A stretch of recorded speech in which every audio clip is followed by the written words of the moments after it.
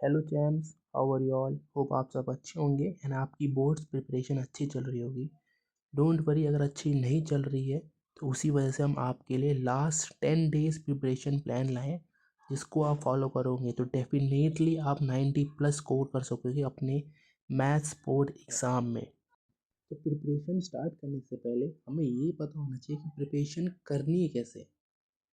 तो प्रिपरेशन करने के लिए हमारे पास जनरली सिर्फ 3 मेजर पॉइंट्स हैं जिन पे हमें फोकस करना है।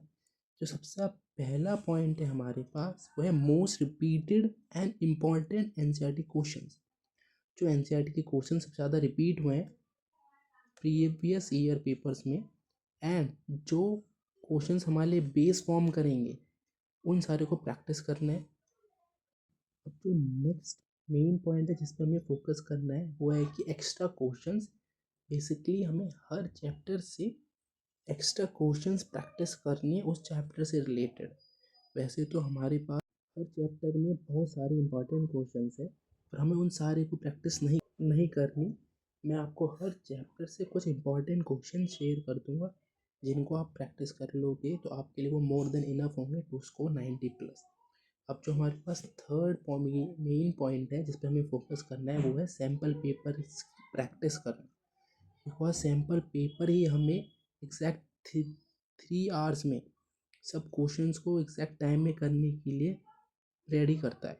तो सैम्पल्स पेपर की प्रैक्टिस होना बहुत ज़रूरी है ताकि हम एग्जैक्ट पेपर वाला माहौल अपने पास बना सके बिफोर गिविंग द एग्ज़ाम। अब हम चैप्टर नंबर 1 जो हमारे पास है रियल नंबर, इसके इम्पॉर्टेंट क्वेश्चन डिस्कस करते हैं। तो पहले हमें ये समझना है कि इस चैप्टर की हमारे पास 6 नंबर की वेटेज है।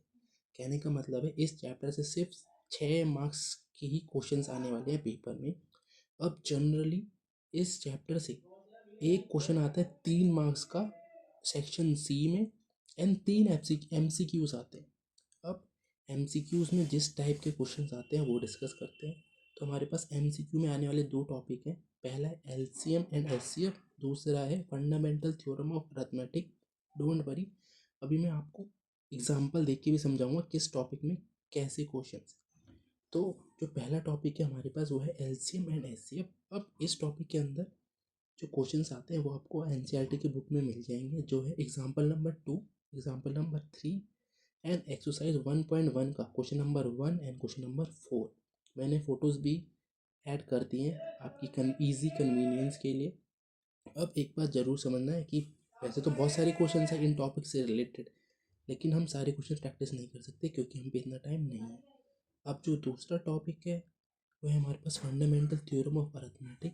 अब इससे रिलेटेड जो क्वेश्चन है वो है हमारे पास एग्जाम्पल नंबर 1 एंड एक्सरसाइज का question number 5 and question number 6, जो आपको स्क्रीन पे दिख रहे होंगे।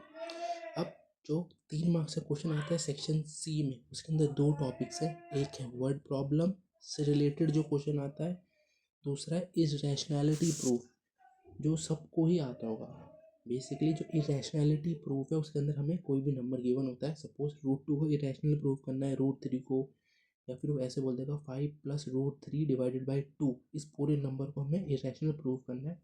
तो ऐसे क्वेश्चंस मैं आपके लिए अटैच कर रहा हूँ। बस इन क्वेश्चंस को प्रैक्टिस कर लो, आपके सारे कंसेप्ट क्लियर हो जाएंगे।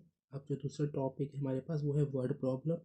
अब वर्ड प्रॉब्लम का क्वेश्चन थोड़ा डिफिकल्ट आता है, इसके बुक में कोई क्वेश्चन नहीं है, बट एक्स्ट्रा क्वेश्चंस जितने भी हैं वो आपको मैंने अटैच कर दिए। अगर आप चाहते हो इन सब के मैं सॉल्यूशन बनाऊँ तो लाइक दी वीडियोस पे 100 लाइक्स अगर आएंगे तो मैं इन सारे क्वेश्चंस पे वीडियो बनाऊंगा। अगर इस वीडियो पे एटलीस्ट 100 लाइक्स आते हैं तो मैंने जितने भी क्वेश्चंस ऐड करे हैं वर्ड प्रॉब्लम्स वाले, इन सब पे सॉल्यूशन बनाऊंगा इन सारे क्वेश्चंस का। तो मिलते हैं नेक्स्ट वीडियो में जिसमें हम चैप्टर 2 और उसके आगे वाले चैप्टर्स के इंपॉर्टेंट क्वेश्चन डिस्कस करेंगे। Till then keep practising.